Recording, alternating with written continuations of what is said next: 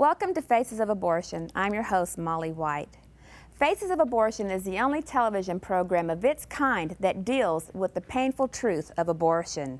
You will hear powerful testimonies from women and men who've experienced abortion and the devastation that it brought into their life. You will hear the truth about abortion from scientific and legal evidence that you may have never known. You will also be given practical steps that you can take to help end abortion in America. And if you're hurting from abortion, we want you to know that Jesus saves and He forgives and He heals. We also have a 1-800 helpline number that you can call and talk to a caring person on the other end who will listen to you, pray for you, and help you find an abortion recovery group in your area to help you heal from abortion. So it just overwhelmed me. And I thought the only way to escape the pain was to take my life. I had a fear that I wouldn't be able to have my own children. It brings heartache. It brings hurt. And I knew they were tearing my baby apart. I remember the cold feeling of the room. I remember laying there and I just said to myself that I will never forgive myself for what I'm doing. I believe that my life was spared that night just so that I could be here right now and say abortion hurts women.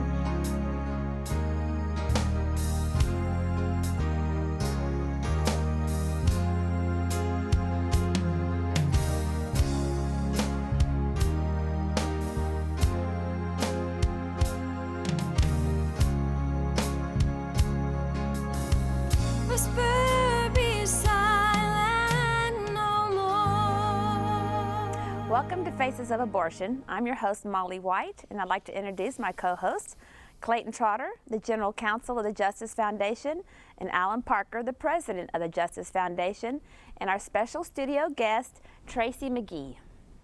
Molly, this week we have the opportunity to hear from Kay and Tracy about some of the most personal and intimate matters in their life, their abortion experience. And if you've never had an abortion, you really need to watch this program because this is an important issue that all of America needs to face. We need to know the truth, and the best way to know the truth is to hear about it from people who've experienced.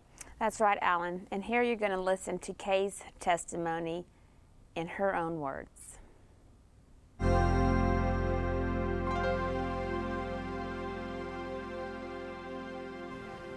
Hi, my name is Kay. I'm from Nampa, Idaho. I thought I had the flu, so I went to the doctor. The doctor said, "You're pregnant."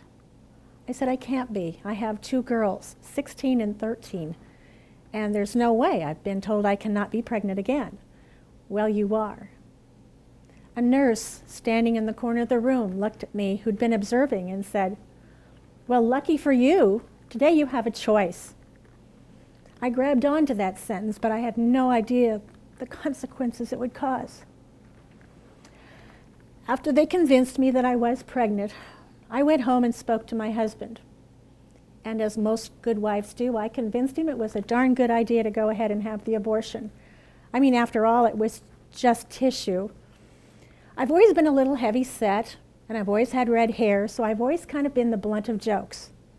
At this particular point in my life, I owned a flower shop in the very prestigious companies that I was working with and some nice offers for my floral shop. And quite frankly, pregnancy was just not in the market. This is not what I wanted to do. My girls, being 16 and 13, they were almost grown, and so I convinced him this was an easy, quick fix and everything was going to be fine. I made my appointment and I went in to have the abortion. I mean, it was just tissue. It was just a product of conception. Well, luckily God has blocked out the actual abortion itself because I don't remember it. And I thank Him for that. What I do remember is that everything was going fine, and I think they must have given me a sedative. But I now know that 2 days prior, gave me a shot of saline solution, which literally, although it was not uncomfortable for me, burned the flesh off of my baby. I often wonder how painful it was for her. Well, the day of the extraction came, and I was in my position, and they were working down there to remove the extraction of the POC, product of conception. Everything was fine until I heard the thud of my baby's body hit the garbage can at the end of the table. It was that particular point in time, it was as if Satan grabbed out and said, I got you. I've got you just where I want you. I went home hysterical. The nurse was rather upset with me. She told me to get over it. People are just like that. You get a little emotional. You'll be fine in a couple days, and I could go back to work. That was on a Friday. On Monday, I did go back to work to my flower shop. And oh, I longed to tell somebody. But who do you tell?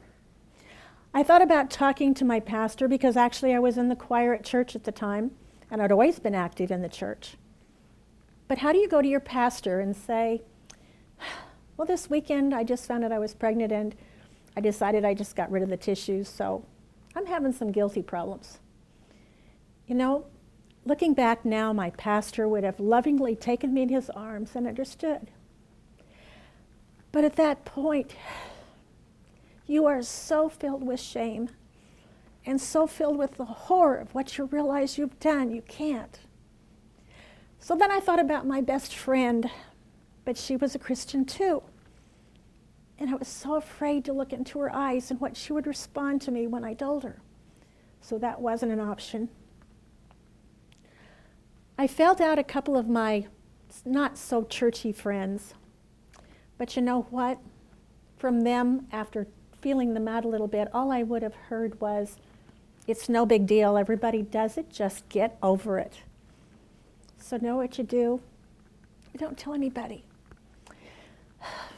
It becomes your ugly little secret that you keep all tucked down inside. You don't realize that the screams in the night that wake you up are yours. And night after night I would wake up screaming at the top of my lungs. I now know my two girls were at the far end of the house, and all they did was pull the sheets up over their head, not knowing what was wrong with Mom. After I woke up screaming, I was so horrified at what I had done all over again. I would get on my knees and beg God for forgiveness and for another chance. He lovingly did that. And I need to tell you that of the two girls, my middle girl was adopted because I couldn't have any more children.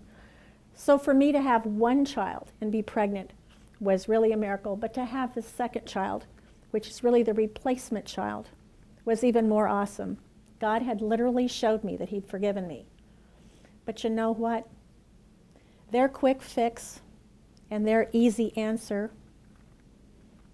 it wasn't so.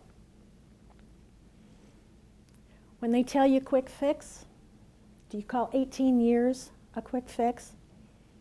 And when they say easy, how easy is it to lay awake at night and cry, feeling like a piece of garbage, afraid to share your ugly secret, feeling so lonely and empty inside that you can't tell anybody, so you just keep building this wall around yourself. I met the Master face to face. And for the first time, I really understood what the cross was all about. You see, he understood how lonely I'd been all those years. And although I thought I was alone, he knew my pain. He'd suffered